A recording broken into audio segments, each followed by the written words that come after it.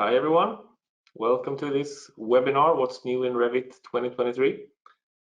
And we are actually doing all-time high on this webinar today.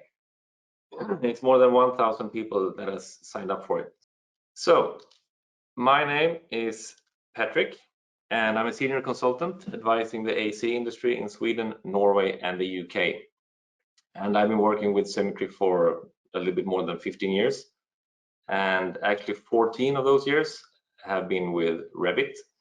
So I'm using Revit as a teacher, and I'm also using it in projects.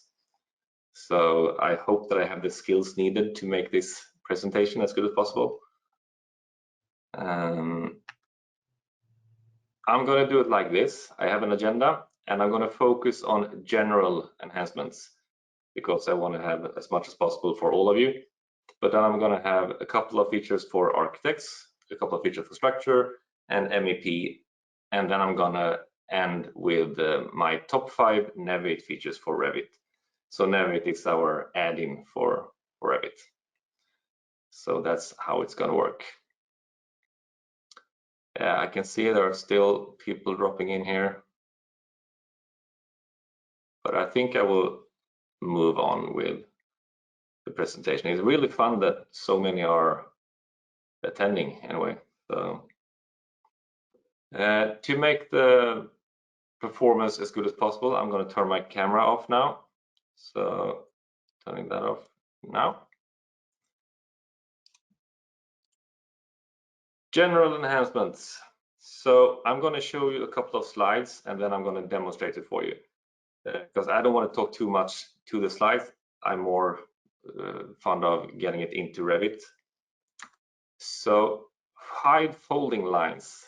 I know some of you are working with shape edited floors. Now you don't need to edit those lines with the line work edit anymore. We have project browser icon for views on sheets. So now it's much easier to see if a view is placed on a sheet or if it's not.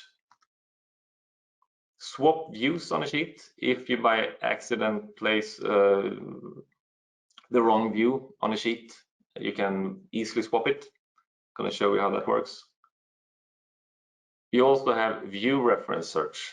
I know that some of you have been searching for view references and can't find it because it's in a strange order, but now you have a search field for it. And you have this filter by sheet in schedules, a very good feature to narrow down if you have a window schedule and just want to show the windows that are actually on the sheet. And then we have some CAD file improvements.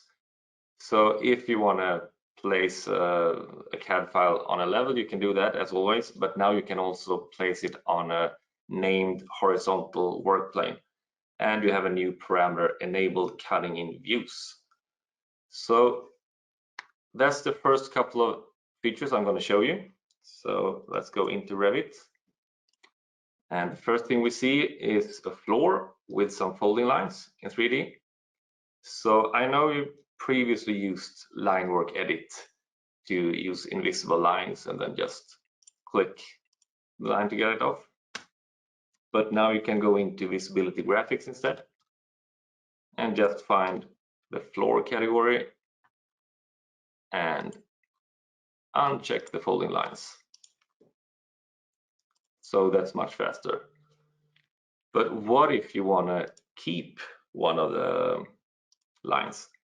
Then you will just go back here and make them visible again. Then I can select one of the folding lines by using tab and convert that one. Convert lines. Then I will have a split line instead. So when I go to modify sub-elements, this one will be a split line. And when I hide my folding lines,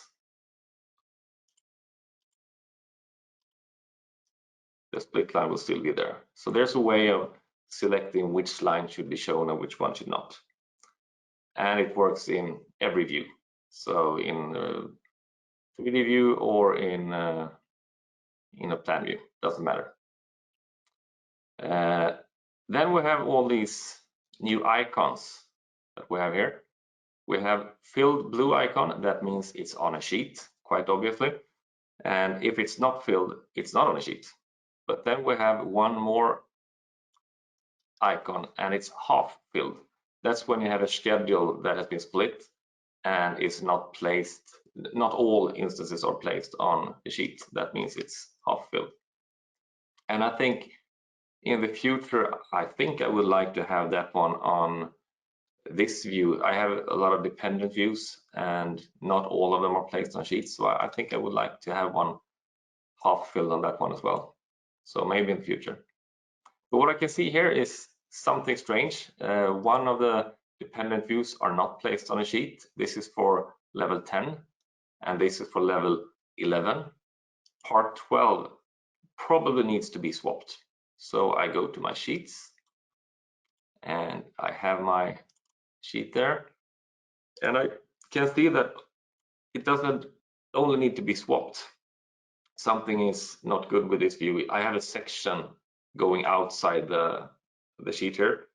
So that means if I choose to swap this view with the viewport center option, I have two options, viewport center or view origin. If I choose viewport center, it will probably be a bad idea. But I have this part 12 there and I'm going to swap it for this part 12 on level 10. I don't know if you saw it, but it popped up a couple of centimeters. So I'm going to undo that and then I'm going to use view origin instead. And then it stays.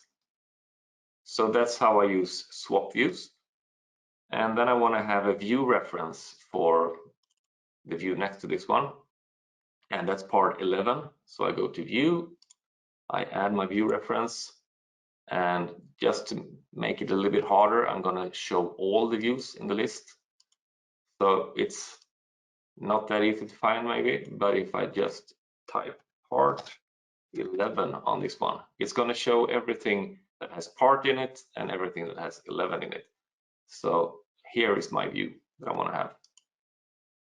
Place it, and I need to rotate that one like that. So easier to search for view references. And then we have this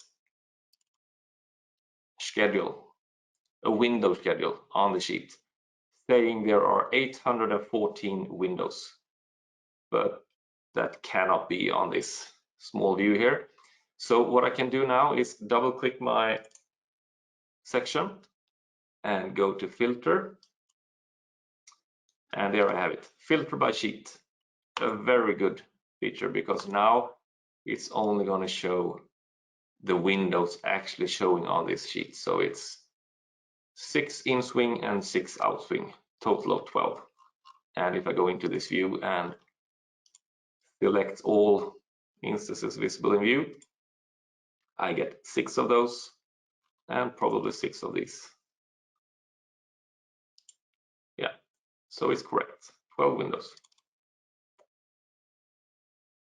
Then we have the CAD stuff, the CAD files. So if I go to this plan view, you can see that my Revit model, I can see furniture, I can see walls and stuff like that. And in my DWG file, I can only see the roof. But if I look in a 3D view and use my section box, I can cut. I've always been able to cut, but if I want to cut in 2D, I previously had to either link this DWG file into another Revit file and then link that Revit file into this one, or I could link my DWG file into a generic model in place family or something. But now I can just select my DWG file, enable cutting in views. So easy. And now when I go to my plan view, I'm going to see that now I have my walls and I have my furniture. So no more need to nest it into another Revit file or into a model in place family. So that's very good. Okay, back to other features. Additional cuttable categories. So some of the categories that we use are not cuttable, but now they have a parameter in the family editor, enable cutting in views. So I'm going to show you that later. We also have additional taggable categories like slab edge, we have fascia, gutter, all these small things that we probably want to be able to tag, but we haven't been able to do it. And model group is one good thing. And yeah, there are a couple of things that could be tagged now. Then we have pick a work plane, something that took a lot of steps before. Now it's one button or one keyboard shortcut. Going to show you how that works as well. And this one, measure in 3D. How long have we been waiting for this one? It's very good, and I've been waiting for it since I started with Revit actually, but now it's here, really good. Then we have displace elements in 2D views. We've been able to do it in 3D for quite some time, but quite often it's good to have in 2D as well. And if you displace elements in 3D views, it's now possible to tag them all like this, if you look at the windows. So let's go back to Revit again.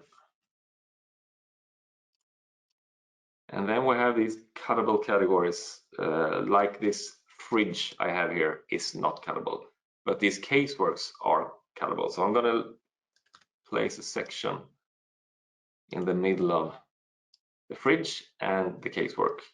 And when I look in this section, I'm going to see that, yeah, my fridge looks like it's in an elevation. And that's how it works in previous version and in this version, unless I do something about it.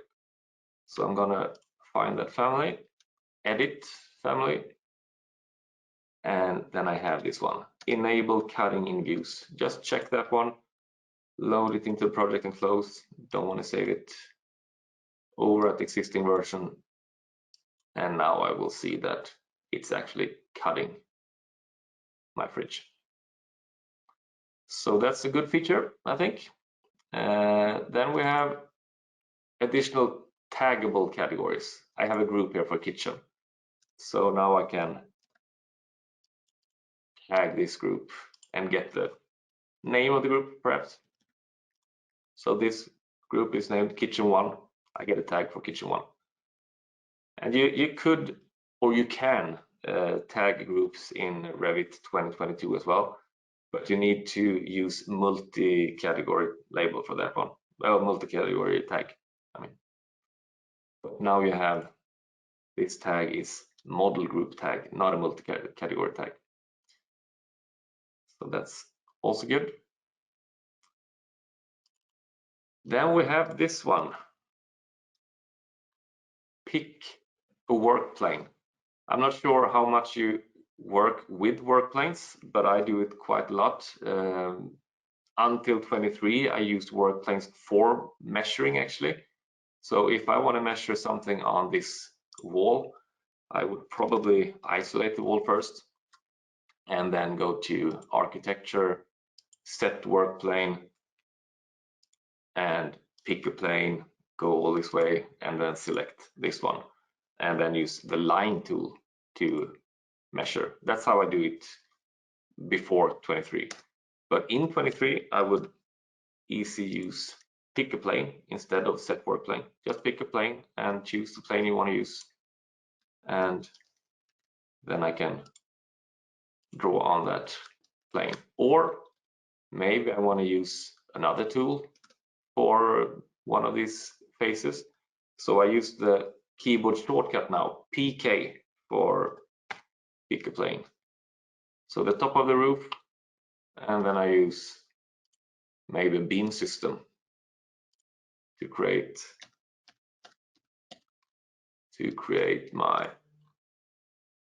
beams for this roof. Maybe, could be. So pick a plane, very useful for a lot of things, especially in 3D views. And now the thing we've been waiting for the most, I think, in Revit for many years at least. The measure tool is not gray anymore in 3D views. So now I can measure anything actually.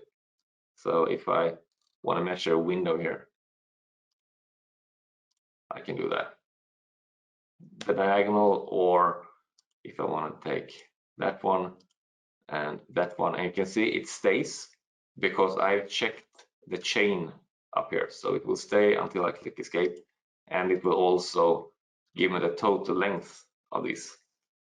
So this is a very good one, and I don't need to measure within a plane. I can go from this endpoint to that endpoint to that endpoint. So it goes pretty much from any point to any point. So very good.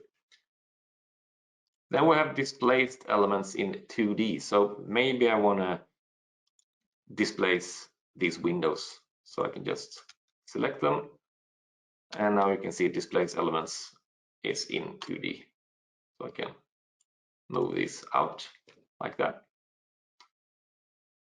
And if I have a displaced 3D view and I want to tag all these windows, I can just go to annotate, tag all, choose my window tag, the tag I want, and then OK. And it's gonna give me these tags here. And the good thing here is that if I move my displaced element, the tag will follow. So no matter where I place it, the tag will follow.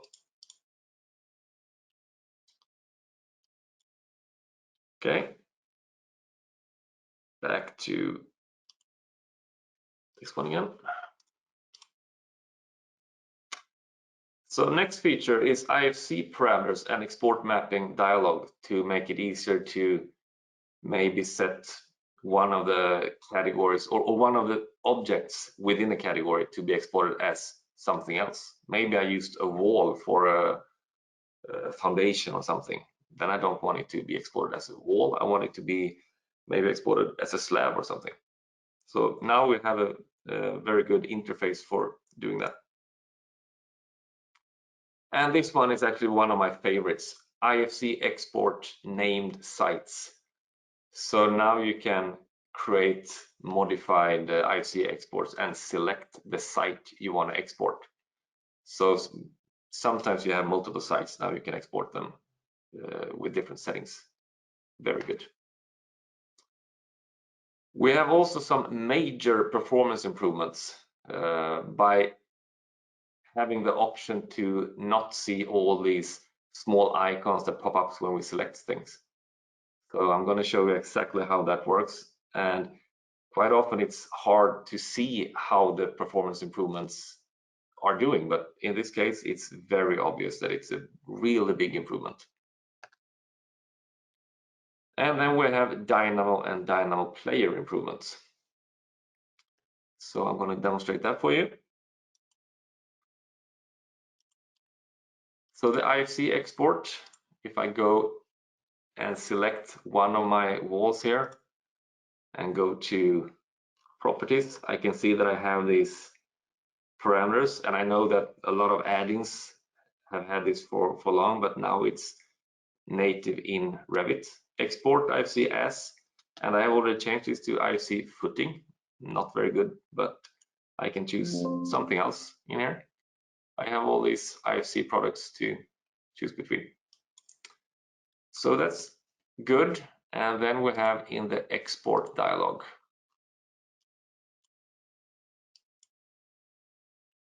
If I modify the setup, we have this geographic reference project site. I have 4 sites in this project right now, and I can choose which one I want to export from. Previously, I had to go to site, set the correct site current, and then do my export. But now I can have any site current and still be able to export on another site. So that's a really welcome feature. Then something I didn't mention in the PowerPoint is this one, entities to be included, excluded from export. Not sure if you know that there's a text file connected showing which categories that should be exported and so on. But now you have a user interface for just unchecking or checking the parts you want to include in this specific export. So if I don't want to have, for instance, IFC connections, I can IFC, yeah, it's somewhere here in the structural connection part, I think. Yeah, somewhere in here it's hiding, but I can uncheck if there's something I don't want to have. So a little bit easier than going to the text file.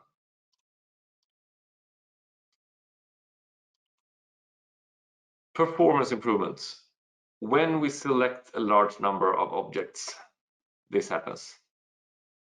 Revit thinks and then it gives us all these icons. So there are two ways of removing these. One way is this one. Activate controls and dimensions. If I uncheck that one and select, you can see it's much faster. I can select and start navigating straight away after. But then I don't get any symbols and I don't get any temporary dimensions. So maybe I want to have temporary dimensions and stuff like that. So I want to have this on, but what I don't want to have is these symbols for making elements editable when we have work sharing files. So I can go to collaborate and then I have this manage collaboration and then I have show work sharing make editable controls. So if I uncheck that one, it's not going to show my make editable icons, but it will show all my pinned symbols for my mullions in my curtain walls. So for best performance, uncheck this one as well, and then you can just select. So this is in 23, goes really fast.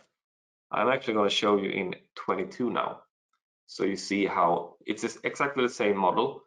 I select and try to navigate. It's impossible. I need to wait for at least 10 seconds before this one is going again. So the performance between 22 and 23 is a huge step for when it comes to this. Then we have Dynamo and Dynamo Player. So if I go to manage and start off with Dynamo Player, it's a completely new interface to be more consistent with generative design. So you can see it's more like that. But the best thing with this one is that you can have multiple folders now. So I can have maybe one folder for the architects and one for the structures or whatever, but I can have multiple folders. I don't need to find all my libraries. So that's very good. And if we go into Dynamo, you will see that the interface has changed a little bit in there as well.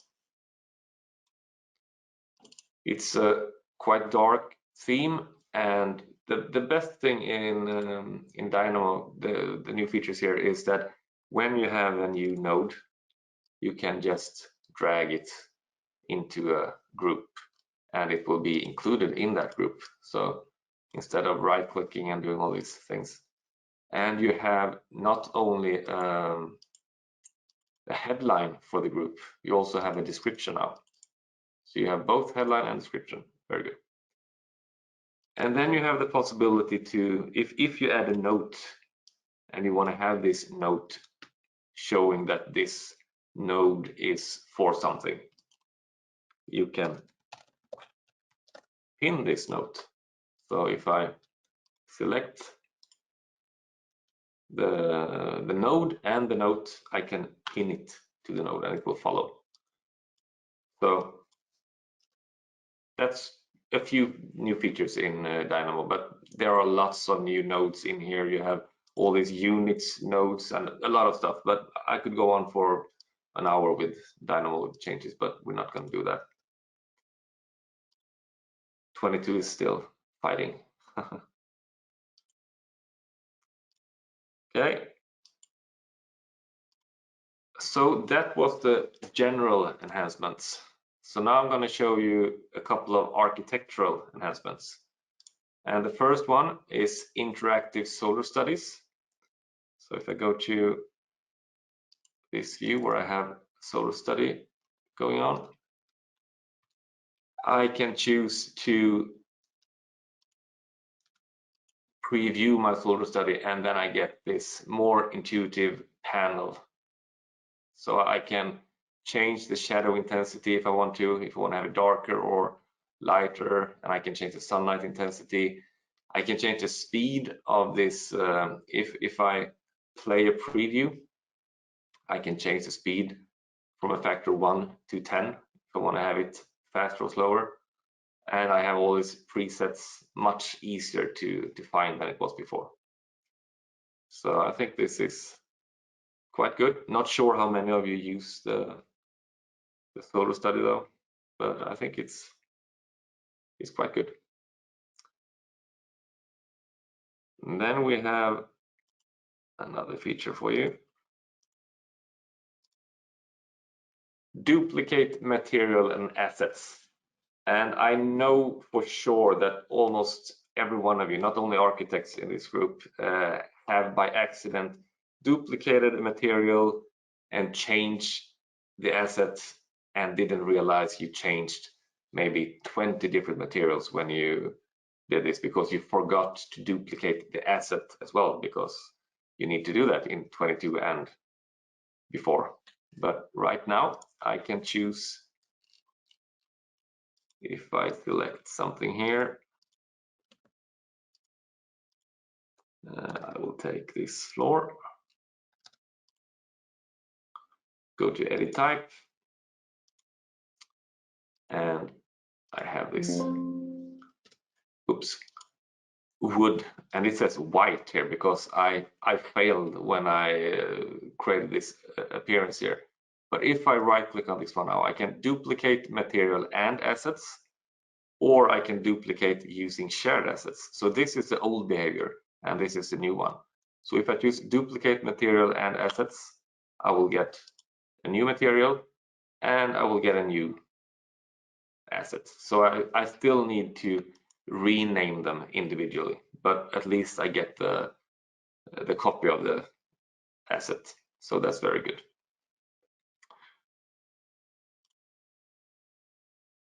So there we have the features for architects. And then we have structural.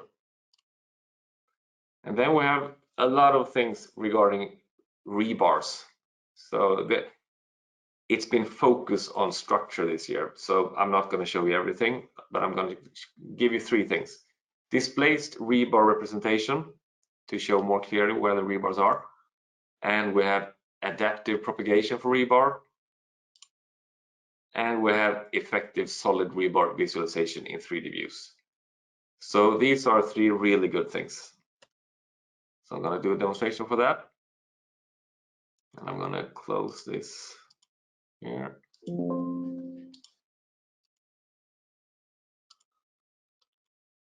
So displaced rebar sets.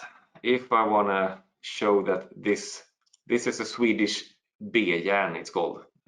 So it's going to be moved a little bit, but previously if I did that, I would probably be messing with the model because the covering would change and stuff like that. But now I can just click on this one, displace elements, and I can move my bar like that, and the tag will follow. And then I do the other bar here, displace that one as well. So now I can see how these bars should go. I know at least the people in Sweden will love this. And then we have the propagate feature, meaning if I have like a beam with a lot of reinforcement in it, and I want to have the same reinforcement in other beams, because as you can see here, I have 4 beams quite similar to this one. So I'm just going to select the beam, and I get this propagate rebar. and I can select, and it's gonna find all the beams that can be propagated from this. So I select those and finish, and now I have rebars in these as well. But I can't see the rebars. So as you know, you have to go to edit visibility states to show them in solid and show them unobscured. But now you actually have a keyboard shortcut for that. So if I select all my rebars and press TV, then it will show the bars. And they will show as solid automatically as soon as I have this defined. So I don't need to go into the view visibility states to do that. View unobscured is there, but as I showed you, you have this TV keyboard shortcut.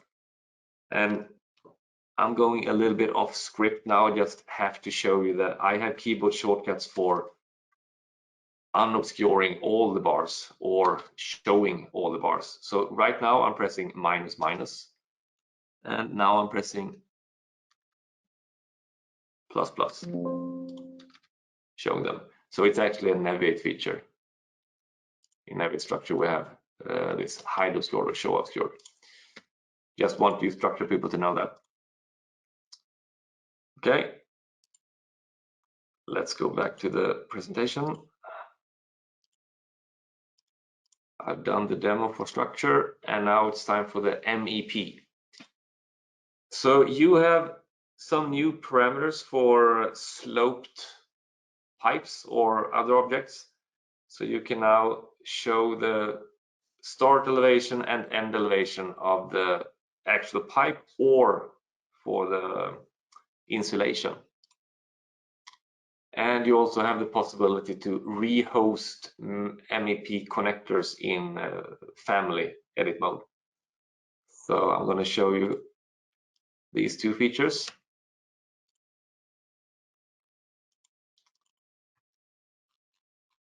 So to start, I have a pipe right here. And if I look in properties, I have upper end and lower end. And down here, I have insulation. But I don't have any insulation yet, so I cannot see those elevation parameters. So I'm just going to add insulation, 25 millimeters. And now I can see the upper end, top, and lower end bottom elevation. And they are taggable, so I have a tag here just to show that all these parameters will be possible to have in a tag. So I hope that will be useful for MEP engineers. So to sum it up a bit, I'm not gonna do all this again, but these are the features that I've been talking about. So, and this is just some of the new features in 23. But my favorite is probably measure in 3D and all the structure parts. But measure in 3D is something I've been waiting for so long. So that's my favorite right now. But now it's time to take my top 5 Naviate features for Revit. But before we go there, I'm gonna give you a poll. So let's see if this works. I hope so. I'm launching the poll now, and you should see the poll on your screen now. So please take a couple of seconds to answer the poll. And I can see right now, 34% Naviate saves my life on a daily basis. And there are actually only 12% not knowing what Naviate is. So 70% uses it every day. Okay. And 71% voted. That's good, really good. Okay, so I'm going to show you my top 5 Naviate features. It's very hard to find 5 features of all these. That's extra good because there are so many good. But I've tried to make a workflow now, so I'm going to do it like this. I'm going to show you quick dependent views, just to create dependent views much faster than you are used to do it. And then I'm going to create sheets from that with the sheet feature. And I'm going to take it all the way from creating views to exporting sheets and models. And it's going to be very fast. And this would probably take me half a day without Naviate. And now I have at the most 24 minutes. So I'm going to start with quick dependent views, show you how that works. So I have prepared some of it for you here, just to save some time. This is the first level. I have level 10. Dependent views, you would probably not all of you, but some of you would right click and duplicate as a dependent. That's one way of doing it, but if you do it that way, you need to then connect it to a scope box, and you need to create the filled regions for the connecting parts and stuff like that. So I don't want to go there. So instead, I'm going to use these connecting filled regions. I'm just going to copy those onto all my sheet views that I have here. So when I go to my level 11 now, I'm going to see that I have a lot of filled regions, but Naviate is going to fix that. It's going to create dependent views, and it's going to connect the scope boxes, and it's going to hide the correct filled region. So I'm going to Naviate Accelerate, finding the sheets and views, manage, and then I have quick dependent views. And soon I will see a plus sign, and it has created all these dependent views, and it connected it to scope box and have the correct field region. So now I'm just gonna press enter 2 times on every sheet view here. And enter works because it's the last, quick dependent views is the last command I used. So enter is working good here. So as you can see now, I have lots of dependent views, perfectly connected to scope boxes and perfectly hidden field regions. So that's quick dependent views. And I think you agree it was quick. So now we're going to look at the next feature, and that is this one, create sheets. Also a very good feature. So let's go back to Revit and create some sheets. We have it there. So I have a sheet template, and I'm going to do all the sheets for part 11 right now. So I'm filtering by my scope box, part 11, and I'm using this one as a template. So I already created one sheet that you didn't see. And then I select all the views that I want to create new sheets for. I can select where they should be placed on the sheets, and if I want to include legends, schedules, and symbols. So here I have them. And then I have all the parameters in the title block in here. And here I have the numbers, and it's going to be from level 11, part 11. And I want to have this. First, I'm going to do a fill copy, so every sheet number is the same, because then I can do this as a custom increment. So it's still the same part. Everything is part 11 here, but I want to change my level. So it's going to start with 11, but then it's going to go to 12, 13, 14, 15, and so on. And I'm going to do the same for the sheet name. To be consistent, I need to change this one. And as you can see here, it starts with 10. And I said I wanted to start with 11. So I'm just changing the start digit, 11, and then I go from 11 to 18 and click OK. So now I've changed the sheet names and the sheet numbers to be just like I want them to be. And then I could go on with the next part, 12, 13, and so on. But I'm just going to create these sheets now.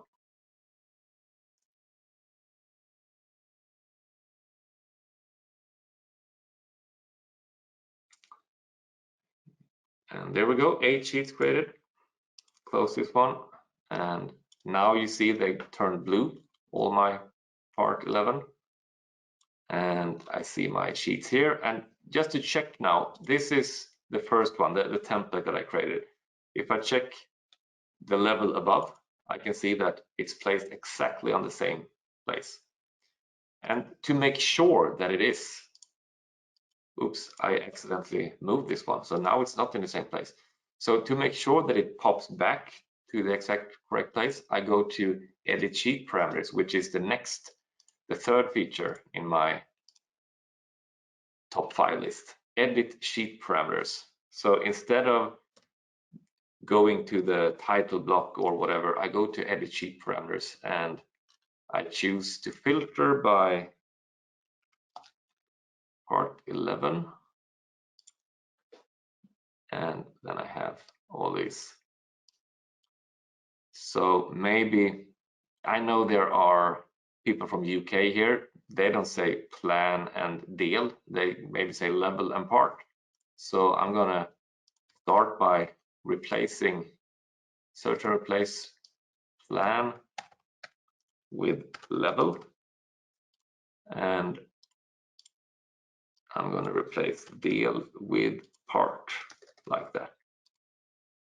Update sheets. So now you're gonna see when I close this later on, it's gonna change. And if I want to see those views here, the position of those, I choose show view locations. And then I'm going to see that one of my plan views, you can see here, it's different from the others. So if I just copy that value there, add it to that one, and then update, and it pops back. So here I can see all the views and make sure that they are at the same place. And then I can close this one. Here you see level now, but I want to change all the sheets to level and part. So I'm going to go back into edit sheet parameters and just check everything. And search and replace plan to level and deal to part. There we go, update sheets. So that's about the sheets. Then I want to have these views as well. And yeah, I have a sheet for that. I have a view, not a sheet, a schedule. But you know, you can't search and replace in Revit schedule. But then you have in Naviate Accelerate something called edit parameter values. So I can actually find that schedule that I have for my views. I can find it in the list here. Here we have it, views. And view name is editable. So I can just select all my views, search and replace. And I think it's only deal that should be replaced with part, like that, update values. So that was actually my fourth feature, the edit parameter values.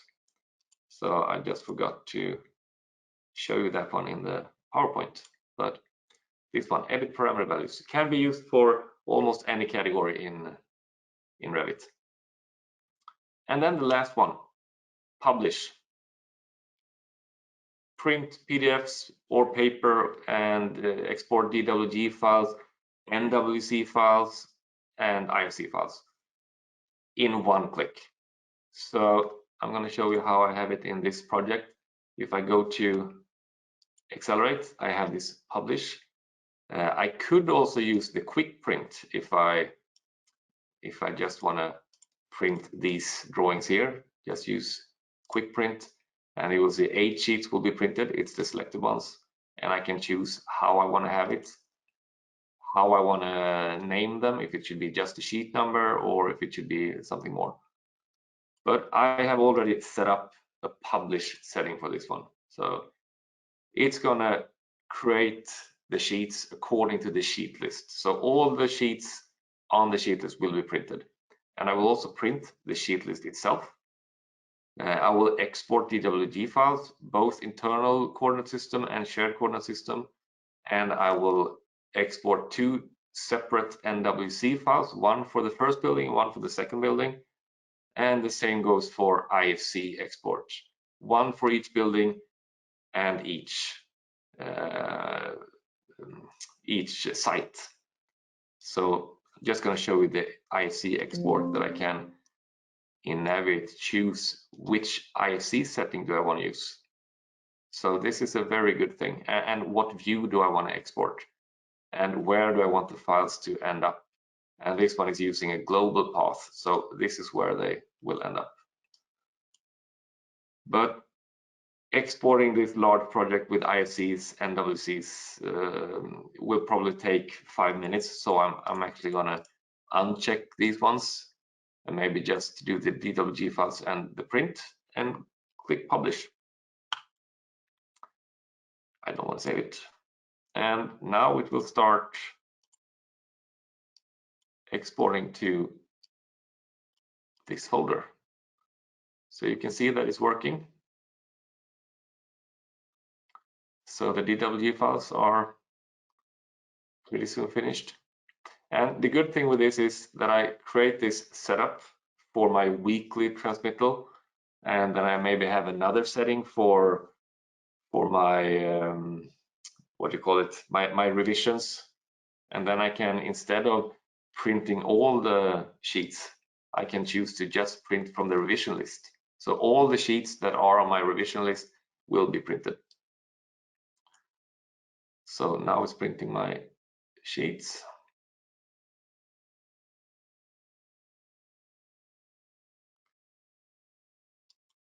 And now it's done. So if I go to the Naviate publish now, I can see my sheet list and my sheets named correctly, and I have all my DWG files. So a pretty good way of start creating dependent views and then create the plan sheets and set up your publish setting in a good way early in the project, and you will have a lot of use for it later on. So that was my top 5 right now, at least, Naviate features. And I think that was pretty much what I was going to show you today. So that was it for today. Thank you for your interest, and hope you will have a really nice weekend, and hope you get some use for the things you learned today. So thank you. Goodbye.